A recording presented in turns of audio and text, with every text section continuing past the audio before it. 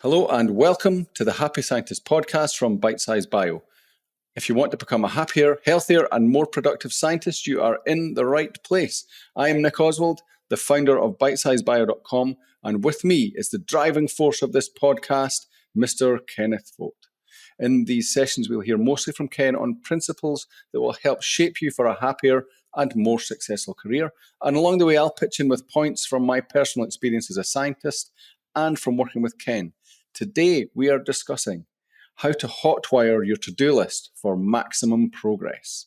Okay, Ken, tell us all about it. All right. So today we're going to talk about a matrix that only has two factors. That is, things that are urgent and things that are important. And so you can picture this where important is on the y-axis and urgent is on the x-axis. And it ends up creating four quadrants. So either something is either urgent or it's not, and it's either important or it's not. So you can have four combinations of that. You can have something that is urgent and important. You can have something that is important but not urgent. You can have something that is urgent but not important. And finally, you can have something that is neither urgent nor important. And the fact is, if you look at your to-do list for any given day, you're probably going to see all four of those quadrants represented. And so you got to figure out, well, how do I prioritize what I'm going to do any given day, any given week, any given month? And you can use this matrix to decide what should show up where. And you can also use it to decide whether or not something should even stay on the list. And there's lots of ways to deal with your to-do list. Some of it comes down to, managing your own time, but some of it comes down to well, maybe it's tasks that I personally shouldn't do, but I should delegate, or I should ask for help with. And when I say delegate, I mean that can be to a subordinate, but you can delegate up too. You can delegate something to your boss if it's appropriate, or it can be a lateral move to a colleague. So that there's lots of ways to look at that stuff. But it may shake out a little different than you imagine, because when you at first blush you might think urgent and important. Well, if something's urgent, it must be important. No, not at all. A 3-year-old tugging at your pant leg is urgent, but is it important? Almost certainly not. So you have to look at things and see them clearly for what they are. So to do that, the first thing we probably need to do is to define what is urgent and what is important. So when something is urgent, the way you'll know it's because first off, it requires immediate attention. It is screaming for something to be done right now. And it generally involves short-term thinking. And as a result, it involves suboptimal decision-making. Because it's demanding is what's going on. It's generally less significant compared to long-term goals because it's just about right now. And things that are happening right now can go away very, very quickly and vaporize in value very quickly. And finally, if it's urgent, it's time sensitive. And the time duration is usually short. That is, it's, you have to do it in the next 20 minutes. You have to do it today. It has to be done this week. Whatever you're considering as short term for this particular task or item. So these are the things that describe something that's urgent. Well, how does that differ from something that's important? Okay, well, something that's important requires initiative, and it requires proactiveness. So it goes a little more in depth. It's not that it's screaming for attention right now, but it's it's going to require quality attention. Something that's important involves dedicated, focused time to do quality work. Some urgent things that you do, you can do practically on autopilot. When you change lanes, you automatically just put on your turn signal. You don't even think about it. Well, at least some of you do. There are a lot of activities like that where if it's important, you have to think about it. You got to get engaged with it. You can't have something else going on at the same time that's drawing your attention away. It needs your full focus. Important things, they engage long-term strategic thinking. So it's not just about the moment. And when I say strategic thinking, I mean it might not be just a knee-jerk reaction. You may have to coordinate it with other things. It may require a change in focus. And again, this is about what it makes to make something important. And finally, if it's important, it'll have a large impact on success.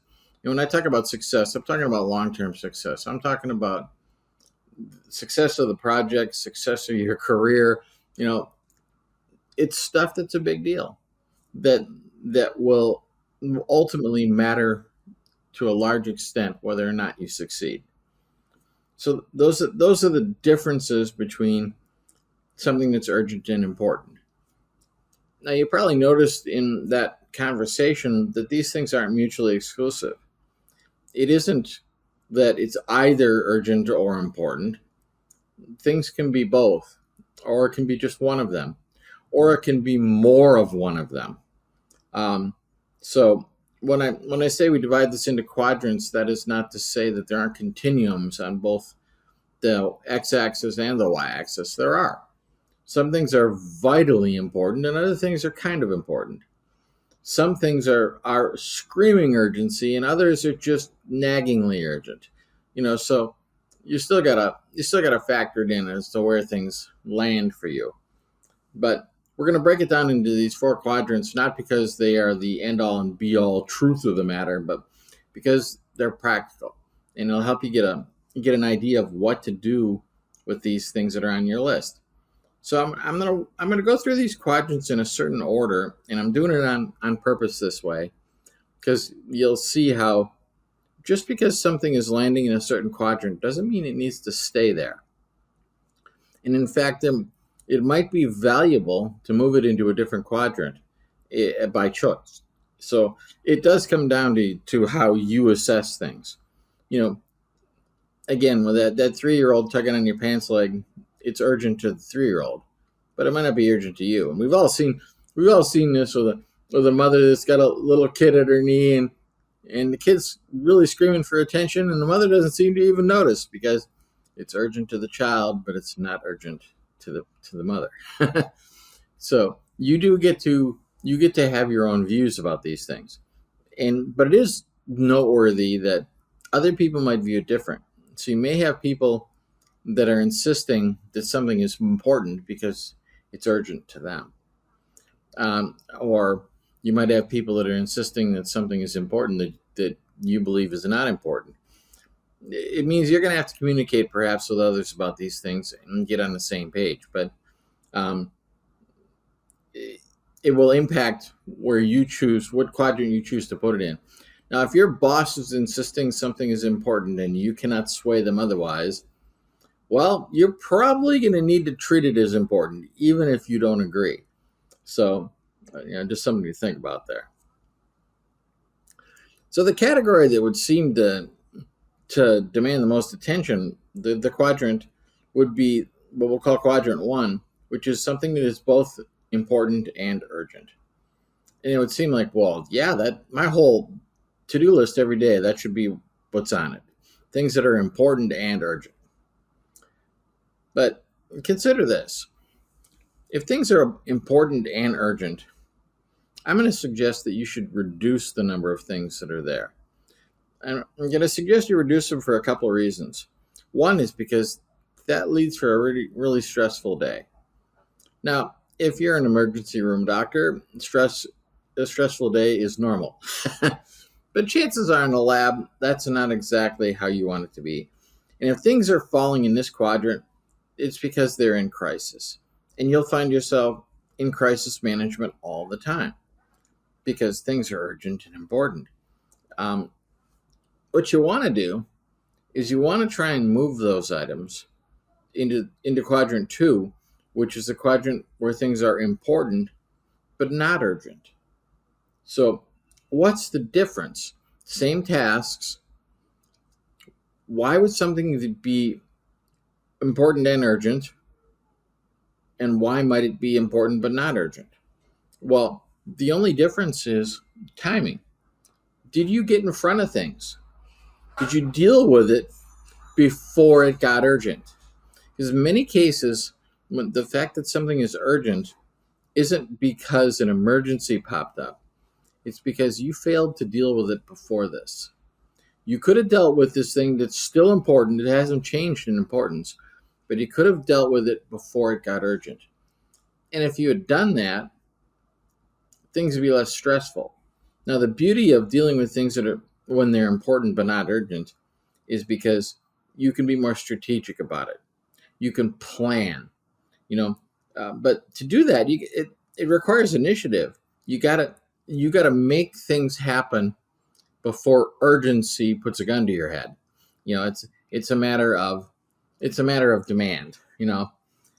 If you only do things when you're pressured to, when you're forced to, you are introducing a lot of stress into your own schedule. So you can get around that by dealing with things sooner. Now, at the beginning, that's going to take a little bit of commitment, because if you're sitting there with a to-do list or most things are important and urgent, you get all that pressure there, and now I'm supposed to do things that are important and not urgent. Now I'm going to add that to my list. I'm like, well, you got there because you didn't add that to the list before. So yes, at the beginning, you're going to have to knuckle under a little, and you're going to have to get ahead of the curve. And don't kid yourself that's not possible. It seems like, oh, it's just impossible. There's no way I can do everything. Well, you know what? You still have the things that are important and urgent on your list, and you manage to do those. So start realizing you've made it important and urgent to move things to the quadrant that is important but not urgent. So it's the same pressure. Nothing's changed. But if you start to make the moves and you get something out there, it gets easier. Your quadrant 1 work will lessen. And then if you get something else out there, it gets easier again. So you'll find a lot less stress in your normal schedule, and you'll find you're getting important things done. And that feels good. When something is important and urgent, yes, of course it feels good to get it done. But it feels more mature to do things that are important and not urgent. You're going to feel more capable, more responsible. And that is a very, very good feeling. If you're not accustomed to having that feeling, you're missing out. Get in the zone where you feel like you're ahead of the curve, and you're going to feel so much better. So now let's talk about things that are not important. Should you never do things that are not important? Well, that's not exactly true, because sometimes things are urgent and not important. What you can do with those things, though, is go, okay, this does need to be done. It's calling for attention. But is it the best use of my time? Well, if it's not important, and I'm saying not important for you to do, well, then see if you can get it done by somebody else. And it might just be a matter of asking for help. And I know for a lot of folks, that's a hard thing to do. I don't like to ask for help, but understand this is about getting the most strategic benefit, whether that's for your personal career or for the project that you're working on or for the lab that you're in, the group that you have. All of them can benefit by this. If you're spending time doing things that are urgent but not important, it will take away from the things in quadrant 1 and quadrant 2, which are important and urgent, and important and not urgent. In other words, you won't do as much important stuff, and you should. And sometimes it isn't so much asking your boss to do it for you, but asking your boss to take it off of you. They may well assign it to somebody else, and it might make more sense because it might actually be important for somebody else. Now, if it's important for them, well, then they're going to need to take it on. Now, there are times when you're going to get assigned things that for you are urgent but not important, but they are important for other people.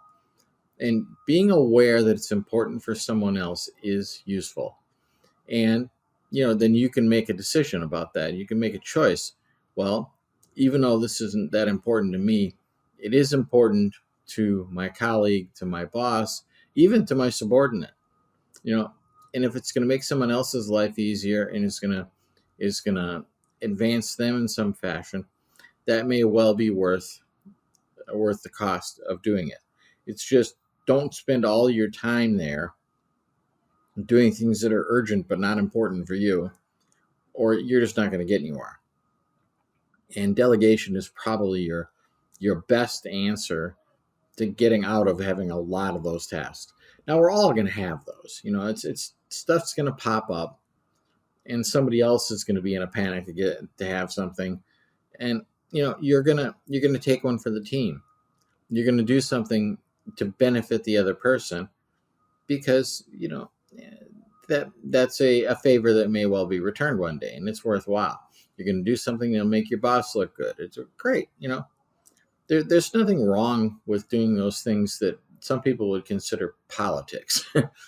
But keep in mind that the word politics has the same root word as the word policy.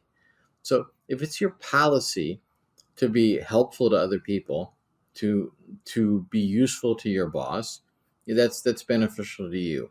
So it can kind of move something into the realm of being important. All right. So the fourth quadrant is the quadrant where things are neither important nor urgent. If you have something on your list that is not important and not urgent, you need to be asking yourself, why is this still on my to-do list? You got to declutter that. And by the way, there is probably an answer to that why question. And the answer often is because it's easy, because it's familiar, and sometimes I just need a simple task where I can check the box and feel like I accomplished something. That is not great motivation. When you can check the box that you've done something important, it is so much better than just checking the box because you did something. So you really want to declutter your to-do list of those kind of things. Get rid of them. If they're not supporting the mission and the goals of your lab, if they're not advancing your career, if they're not helping your group, if they're not aiding the project, you got to get rid of them. You got to speak up. And sometimes you have those things because they've been assigned to you. Well, if something like that has been assigned to you, you have got to speak up for yourself. You got to say, hey, why am I doing this? You want me to do X, but we have so-and-so to do X. And it doesn't need to be me. Or we shouldn't be doing X at all, ever. Nope. And even so-and-so shouldn't be doing X because it's a waste of time, or it's a waste of resources, or we could be using them in a better fashion. Or in your own case, my time would be better spent if I were doing this instead of that. So you can make the case to yourself, obviously, but you can also make the case to a boss or to a project lead or a PI or whoever is that is advancing something. And a lot of this comes down to just getting clarity about what's the strategy and what's the objective here, and getting everybody on the same page. Communication is going to matter when it comes to these quadrants, because at some point you may argue that something's not important, and someone will argue back that it is important, and they'll make the case. Well, now then you'll have to change how you look at it. Sometimes people will argue about urgency because they're just high strung and everything looks urgent to them. Well, maybe you can calm them down on that. Or maybe you're the high strung one. Maybe you're calling too many things urgent that aren't actually urgent. So it is important that the assessment you make of the importance of something and the assessment you make of the urgency of something is accurate. And that's up to you. So these are the 4 quadrants. If you find you can get more stuff into quadrant 2 where things are important and not urgent, you're going to have a much better career. You're going to have a much better year, a much better week, a much better day if you can live there. There's nothing wrong with urgent and important. That happens. It's just a little more stressful. And it's okay to have some things that are urgent but not important if it's advancing something valuable to yourself or somebody who's important to you. And it's never okay to be doing things that are neither important nor urgent. They're a waste of your time. You are pretending you're being productive if you do stuff like that and try to pat yourself on the back for it. So, save yourself from that. And save yourself from telling others that you're accomplishing things by doing things that are neither important nor urgent, because you know what? They'll notice. They will realize all you do is busy work. You're not actually doing anything that's advancing the mission of the operation of the project, of the lab, or whatever group you're in. So that's the rundown on how to hotwire your to-do list for maximum progress. So what do you think, Nick? So plug it into quadrant 2. That's what to do. Your to-do list. That's quite interesting. So if you look at it from what you're doing in the lab on a day-to-day basis, then the things that are important are the things that move your research forward, obviously.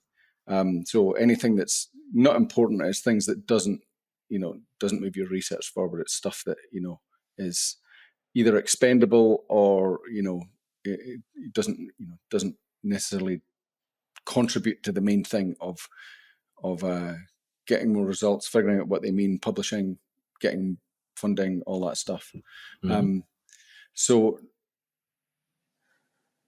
it's basically you're looking at. It's quite funny that this aligns with quite well with the Pareto principle. Most of the benefit comes from 20% of the work you do, and so try and do more of that 20%, which is basically that. What you're trying to do is says that you get 80% of the value from 20% of the work. From 20% of the work, yeah. Yeah. Although current research says it's actually a way more than that. So in other words, you might get 90% of the benefit from 10% of the tasks, or you might get 95% of the business from 5% of the tasks. That's so. I mean, it's really powerful. Yeah. And so that one way to look at that is that most of the stuff you're doing is not in quadrant 2. Right. Probably not. Most of the stuff that people do is not in quadrant 2. And well, I mean, that's also going to be about execution as well in quadrant 2. If you're looking at experiments and so on.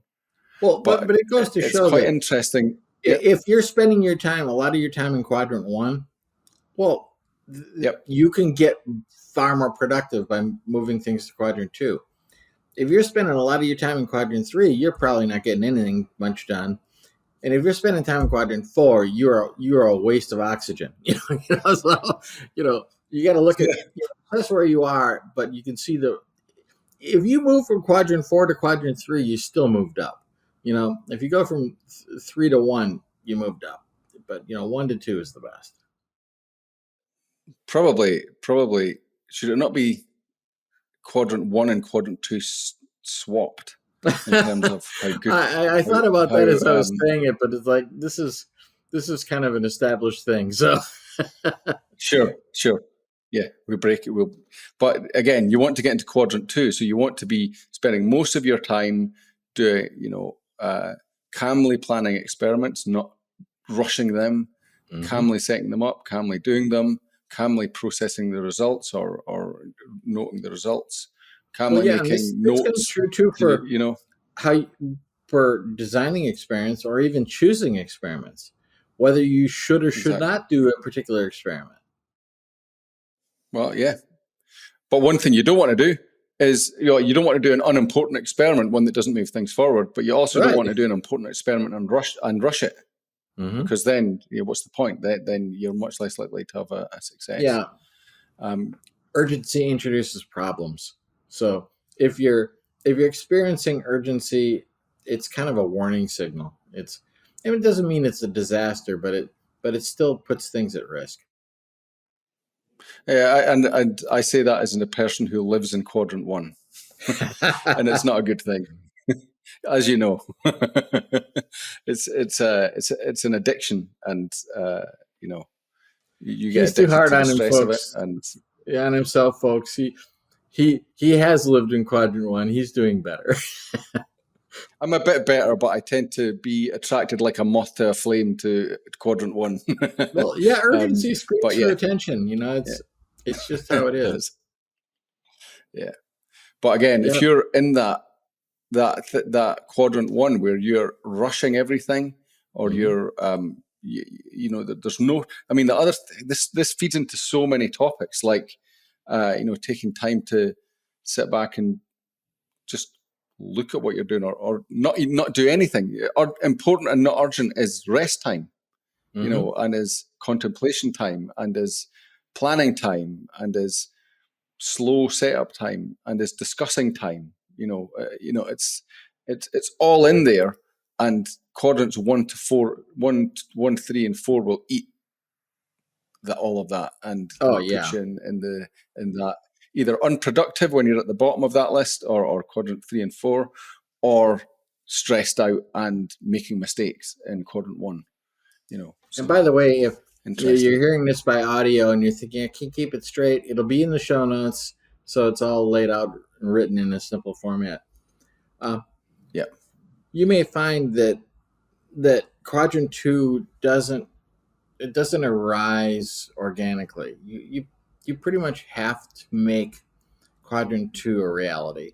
Quadrant 1 will arise by itself. Quadrant 3 will arise by itself, and quadrant 4 will arise by itself. But number 2, you got to make it happen.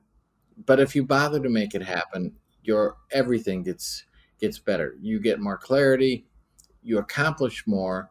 You will expend less energy for the valuable output you get. So it's worth making the commitment to it. So that is the take-home message: is to stay focused on creating space for important tasks to be tackled in a non-urgent way. Exactly. Great. I'm writing it down. As usual. Okay, thank you, Ken, for that. So, as Ken said, the show notes for the show will show the quad. Will give you a quadrant diagram that you can use to refer to. But you can use to refer. Maybe you want to go back and listen to what Ken said there. You can find the show notes at bitesizebio.com/The Happy Scientist, and go to episode 54, and it will be on that page. And the other thing to say is that we have a Facebook page, facebook.com/The Happy Scientist Club. Over there, you can find us, hook up with us, ask us questions, and tell us how you're doing in the 4 quadrants and adhering to the 4 quadrants. So we'd love to see you over there. So it just leaves me to say thank you, Ken, for another great episode, and good luck to everyone in hotwiring their to-do list.